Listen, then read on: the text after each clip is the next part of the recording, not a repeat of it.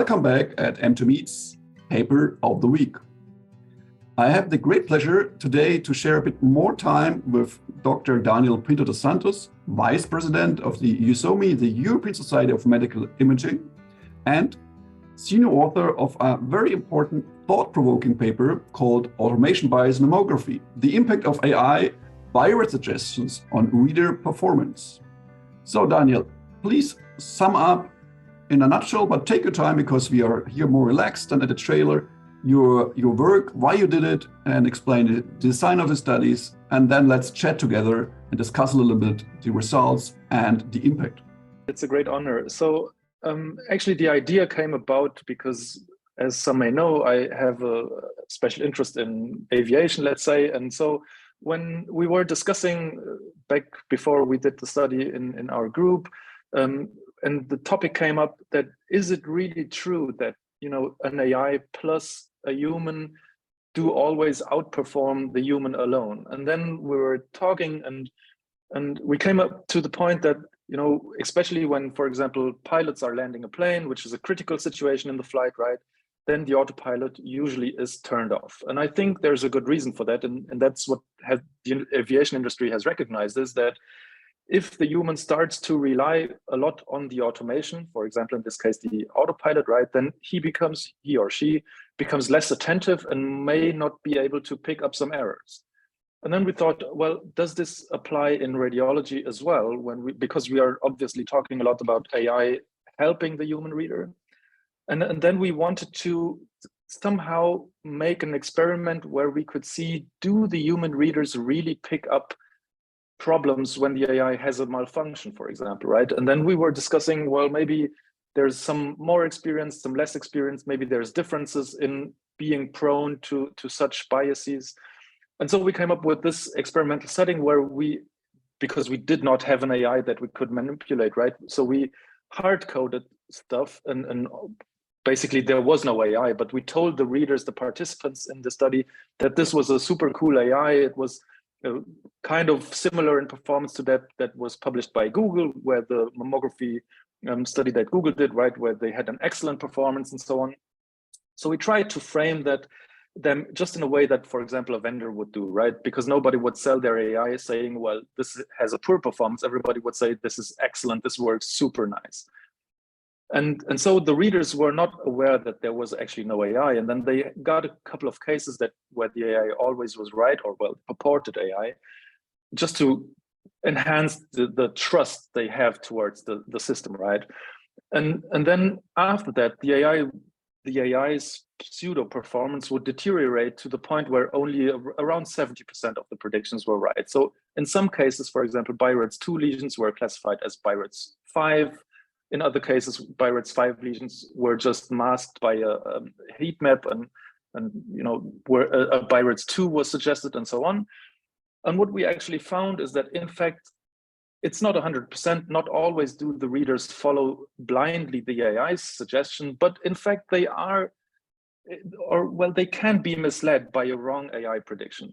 And I think that's something that we need to be very, very aware of when we're talking about AI in radiology, because we suppose that the performance will increase, but that does not need to be the case. Because, for example, just as an example, if you train on one population, but then apply on another population an AI, there might be slight differences in the image's appearance and so on, so on. And this can introduce errors, and we cannot be 100% sure that the human reader will pick that up. And so coming back to aviation, I think we need to really be careful in where we use AI, how critical the situation is where we use the AI, and at least be aware that there is a potential that the human reader's performance may actually deteriorate just because there is an AI. Thank you, Daniel, for summing this up, and I love your example. Honestly, one of my best friends, he's a pilot, flying these big planes for Swiss.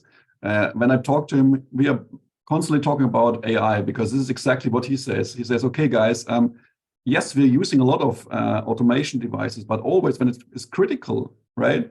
So getting up and getting down, there's no way you got to do it yourself. And even if you use tools, they are assist tools. So you're never flying beyond control. And I think this is a super important comment you made. I think we have to be aware of that.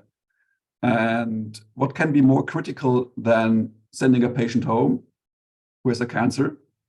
Exactly. And you say, okay, you're right. So I think that this is a real problem, and this is what we call automation bias. Could you kind of, for our listeners, summarize the essence of automation bias? What does it mean, and what are typical examples beyond aviation? Maybe you got some. Yeah, it's just the over-reliance on an automated system, right? For example, let's say navigation aids in your car, right? If you're just following the GPS, I mean, there were some cases, right, where people drove off into a river just because the GPS said you go straight forward, straight ahead, and basically that's everything, right? I mean, there are probably numerous examples. For example, we could say if you rely on a translation software and you just accept that it's true, then that's again automation bias, because at least you should check. But the issue is, of course, lots of things come into play here, because if you don't know the language, then how could you check if there is an error, right? Then your automation bias is increased 100-fold just because you're not able to check. And I think the similar effects are in play in radiology, because I am no mammography expert for sure. If I had an AI, I would of course rely on the AI because I have no way to check. And I think this really emphasizes again, and I think that's shown a bit in our paper too, you really need to be extremely well trained to use an AI, because only then can you stop yourself from being misled by this, automation helping system or whatever you want to call it. And I think, actually, sorry, I'm coming back just to aviation, because pilots are extremely skilled, and that's why they are allowed to use the autopilot in any situation. And I think we need to reflect on that for us as well, and make sure that we are extremely skilled, so that we can kind of combat our own feelings to say, oh yeah, it's okay, the system is probably right, I'll just follow that. Just like there's no particular extreme skill in driving a car maybe, but at least you should be aware that I need to look out, and if there's no road ahead, instead there's a river, I should not follow the GPS's suggestion to just drive straight ahead. And I mean, automation bias probably in our super technological world today is all around us, and we really need to be aware that we can be kind of led or nudged at least by some systems that we don't necessarily understand 100%, that seem to always work, and then once they don't work, we don't pick it up. And I think that's the essence of automation bias, or over reliance on technical assist devices, let's put it that way. Thanks, Daniel. Now I even got it. But I think that's super important, because automation bias, it's kind of obvious. Yeah, I mean, everyone knows these tabloid news where someone drove, in the middle of a river. This is exactly automation bias, and it's not that different from sending a patient home who has a clear palpable lesion, and you have a negative AI, and you just trust it to say, okay, it's negative. So this is something we should be aware of. That I have to state, this study is not a clinical, prospective, multi-center study. This is an experimental study, which very nicely, very clearly shows that this is there. So we have actually to prove, I think in the next stage, how this translates to the setting of a real clinical practice. I think this has been stated here. For those who are experienced study designers, this is superb prospective studies, but overall it's an experiment. And talk about this wonderful experiment of you, Daniel. You already mentioned that you stratified the analysis, the study design, according to the experience of the readers. So now we basically discussed the overall story that automation bias is there. You explained nicely to us what automation bias actually is and that it has an impact. But now let's discuss about the impact in terms of the experience of the readers, because obviously, as you said, there is a beautiful parallel between aviation and mammography, because I think there's hardly any more quality controlled and more high volume subdisciplinary radiology than mammography screening, right? Very lots of quality control here. So hardly any unexperienced guy will do screening, even with the best AI. So let's look at the impact in a nutshell. What's about the correlation and the effect of experience with this automation bias? Yeah, so I think you're absolutely right. I mean, nobody that's super, and we had lots of very unexperienced readers, I must say that, right? And only very few extremely skilled readers, because that was just the distribution in our group. Um, and I think just before I come to those that then will be in mammography screening for sure, I think it's important also to just keep in mind that the effect was more pronounced with the unexperienced readers. This is nothing unexpected, obviously, but again highlights that we should not rely maybe on the AI training the unexperienced radiologists, because I guess that won't really help much. That's my feeling and takeaway from that study. If we look at the experienced readers, we had moderately and extremely experienced readers. So the very experienced readers had, I think, around 10 years of experience in doing mammography screening. And obviously the effect was less pronounced in their group.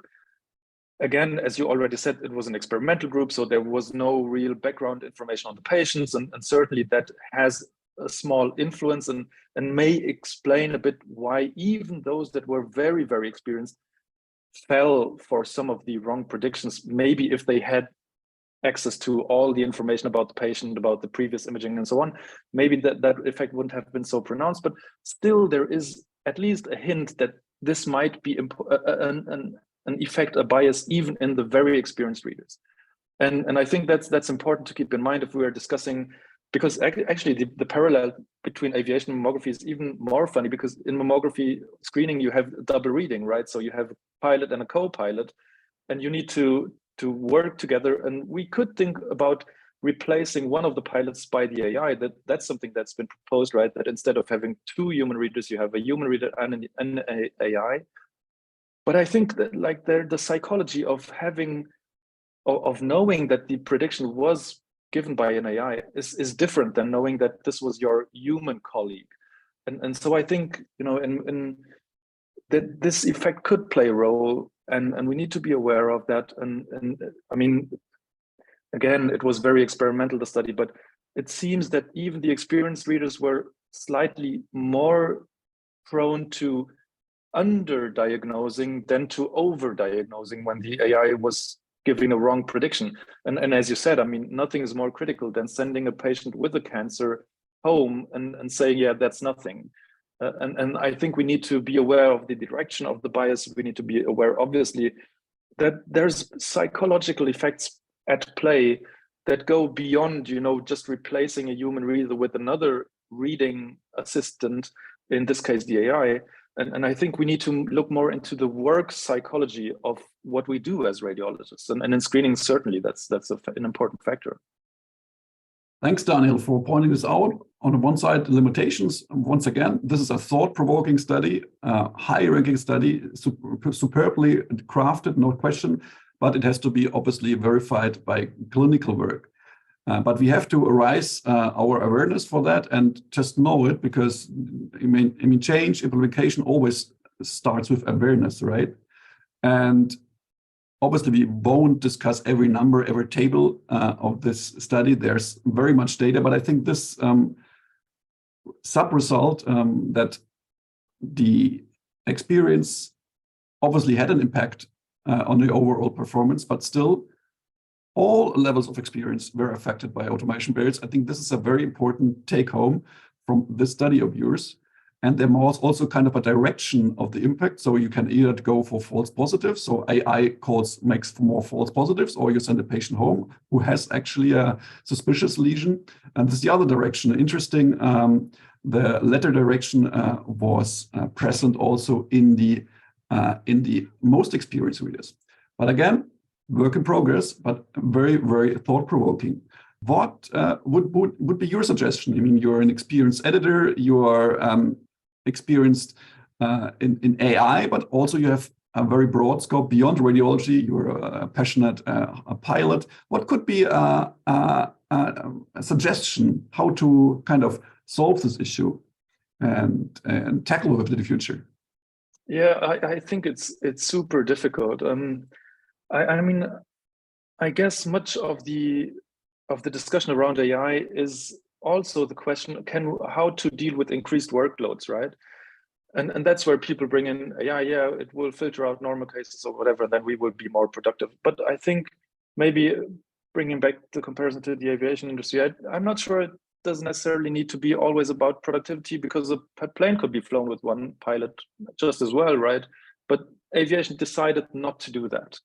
And I think we need to think about, what do we want to do in radiology? Where do we see the most critical parts? Do we want to have AI there, and so on? But then on your question about work in progress, we also need to think, yeah, how can we really get evidence on how these effects play out? And I think, as you said, right, a clinical prospective study would be important, but I guess that this study, there needs to be a safety net so that it's ethical to actually do that out in the field. I mean, we purposefully did it in an experimental setting because we would not want to, even if it's FDA cleared and so on, we don't know the actual performance on our patients, and we don't know the degree to which that effect plays a role. So it wouldn't be ethical to just do it out in the field, I guess, right? And so I think if we want to focus on what to do next, I think obviously we need to think about ways, how do we ensure that the AI systems that we buy have the performance they claim in our patients? So how do we really validate and ensure and make the AI as trustworthy as possible? And then how can we design good human-machine interaction so that we minimize the automation bias effect? And I think not all the things that were developed in aviation are applicable in radiology. Obviously, we can't have black boxes controlling our every move. We can't have voice recorders that survey us all of the time. But we need to design the interfaces in which the human interacts with the AI in such a way that the human has the feeling that he or she is ultimately responsible. And we all know how it is, right? With increasing workloads, you just want to go home. You just want to get rid of the cases as quickly as possible. And that's a situation, I think, where automation bias will definitely play a large role, because in the same amount that you decrease your attention to the individual case, you're increasing your likelihood to follow a wrong prediction if there is one. And so I think we need to, it's a big topic. It's the human-machine interaction on one hand, it's the productivity discussion on the other hand, and we need to, and that was really the aim of our study, right? To get a discussion going that it's not as easy as it seems. It's not, we can't go out there and say human plus AI is better than human always. That's maybe not the case, right? We need to have a discussion and see, where should we apply human plus AI? How should we apply that?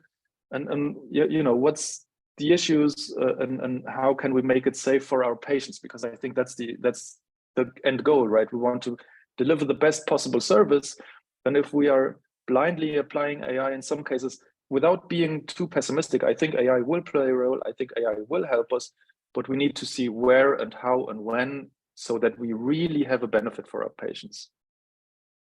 Thank you, Daniel. This was a beautiful summary of what the next steps are. And it's clear that you, as a leader of the European Society of Medical Imaging and Informatics, will be super active in that. I'm excited to watch what's going on in that field, because I think breast imaging is arguably one of the most interesting areas where this will happen very soon, at least in radiology. So thanks again for teaming up with us, sharing your time with the EuSoMII social media podcast and paper of the week. We've been talking about automation bias in mammography, the impact of AI, virus suggestion on reader performance, a study published by senior author Daniel Pinto dos Santos with a large group from researchers. Please check out the paper. It's awesome, it's interesting, it's thought-provoking. It's definitely the opening chapter of a book, not the last one, but it's a brilliant book.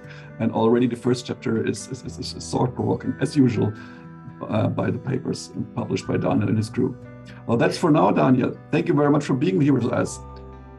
Usually, the last word belongs not to me, because I'm just here, the director in the background. It's you. So any final message around the topic we've been talking about, or maybe beyond, thinking about PISA and events going on in Italy, future? Yeah, sure. I think obviously these topics will play a role in our annual meeting in Pisa this year in October. So if you want to check that out as well, we are welcoming everybody from all the sub-societies, obviously, that are interested in AI, imaging, informatic topics, and so on. Actually, thanks a lot, Matthias. I couldn't have said it better. I think this should just be the opening chapter without, overstating the role of our study. Obviously, it could have been expected, the findings anyway, but I think it's important to get the discussion going. And I think the future is still exciting. We don't need to be overly pessimistic. It's not that AI will be our doom, but I think we should, continue exploring, continuing being on the front lines as radiologists, as obviously you from the breast imaging societies, because you will be the first ones to see mass deployment of those tools. And I think the future will be exciting. I'm very much looking forward to it. And thanks a lot for having me. It was a pleasure. Thank you. And you guys, thanks for watching us. Stay tuned at our channels for the upcoming interviews on super interesting landmarking papers like ours, which we're talking about. My name is Matthias. See you soon. Goodbye.